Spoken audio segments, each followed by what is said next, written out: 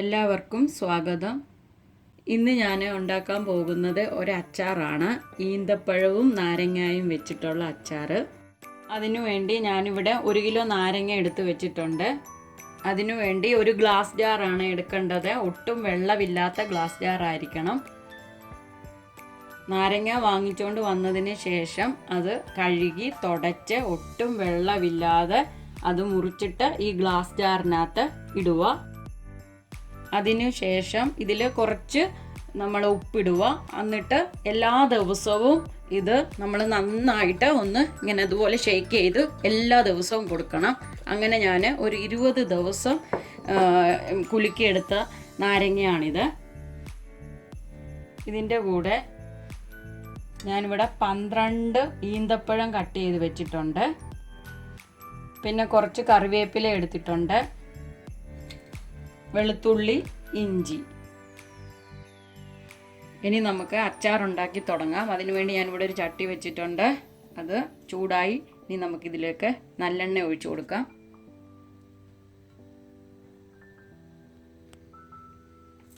കുറച്ച് നമുക്ക് കടുക് ഇട്ട് കൊടുക്കാം.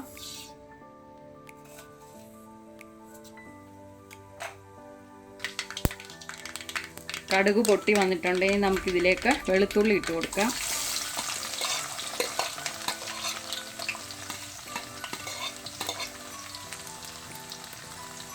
ഇഞ്ചി ഇട്ട് കൊടുക്കാം. വറ്റൽമുളക് ഇട്ട് കൊടുക്കാം. ഇനി നമുക്കിതെല്ലാം കൂടെ നന്നായിട്ട് ഇളക്കാം. ഇതിൻ്റെ കൂടെ നമുക്ക് കുറച്ച് കറിവേപ്പിലയും കൂടെ ഇട്ട് കൊടുക്കാം. ഇനി നമുക്കിതെല്ലാം കൂടെ ഒന്ന് വഴറ്റി കൊടുക്കാം. ഇനി ഇതിൻ്റെ കളറൊക്കെ ഒന്ന് മാറി വരട്ടെ. ഇതിപ്പോൾ ആയിട്ടുണ്ട്. ഇനി നമുക്കിതിലേക്ക് പൊടികളൊക്കെ ചേർത്ത് കൊടുക്കാം. ഇതിലേക്ക് നമുക്ക് 1/2 സ്പൂൺ മഞ്ഞൾപ്പൊടി ഇട്ട് കൊടുക്കാം. ഇനി നമുക്കിതിലേക്ക് കളറിന് വേണ്ടി കുറച്ച് കാശ്മീരി മുളക് പൊടി ഇട്ട് കൊടുക്കാം. ഇനി നമുക്കിതിലേക്ക് എരിവുള്ള മുളക് പൊടി ഇട്ട് കൊടുക്കാം.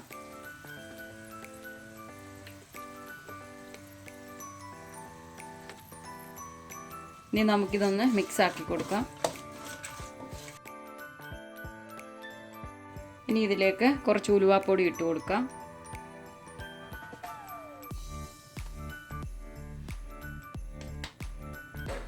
ഇനി ഇതിലേക്ക് ആവശ്യത്തിന് നമ്മൾ കായപ്പൊടി ഇട്ട് കൊടുക്കണം.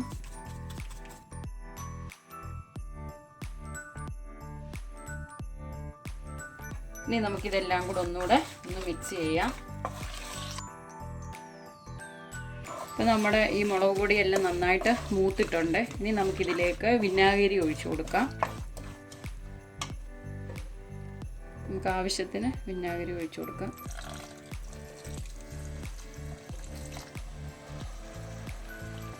ഇനി നമുക്കിതൊന്ന് ചൂടാക്കാം.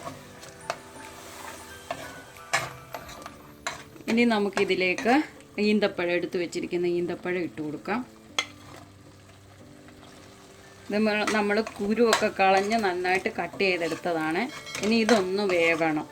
അതിനു വേണ്ടി നമുക്ക് ഇതൊന്ന് അടച്ചൊന്ന് ഒരു ശകലം നേരം നമുക്കിതൊന്ന് വേവിക്കാം. ഒരു ശകലം ചൂടുവെള്ളവും കൂടെ നമുക്ക് ഒഴിച്ചു കൊടുക്കാം. ഇതിലേക്ക് ചൂടുവെള്ളം ചേർത്ത് കൊടുക്കുക.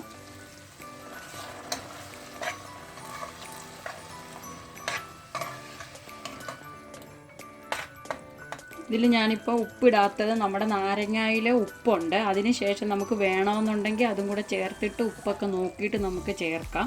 ഇതിപ്പോൾ ഈ ഈന്തപ്പഴം ഒന്ന് വേവാൻ വേണ്ടി നമുക്കിതൊന്ന് അടച്ചു വെക്കാം.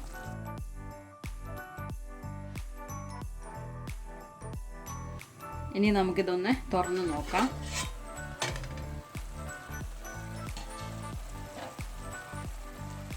ഇനി നമുക്കിതൊന്ന് ഇളക്കി നോക്കാം. നമ്മുടെ ഈന്തപ്പഴമൊക്കെ വെന്തിട്ടുണ്ട്.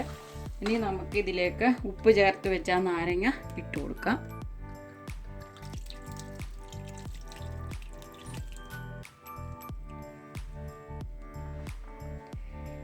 ഇനി നമുക്കിതൊന്ന് നന്നായിട്ട് ഇളക്കി കൊടുക്കാം.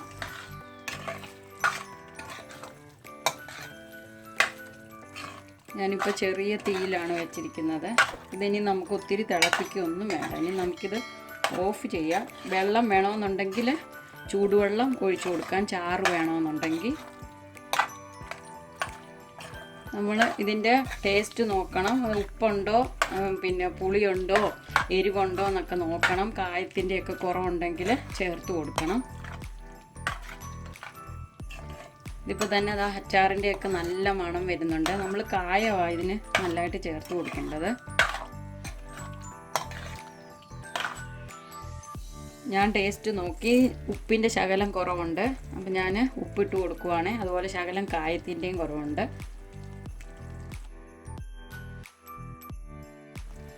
ഇനി നമുക്ക് ഒന്നും കൂടെ ഒന്ന് മിക്സ് ചെയ്ത് കൊടുക്കാം.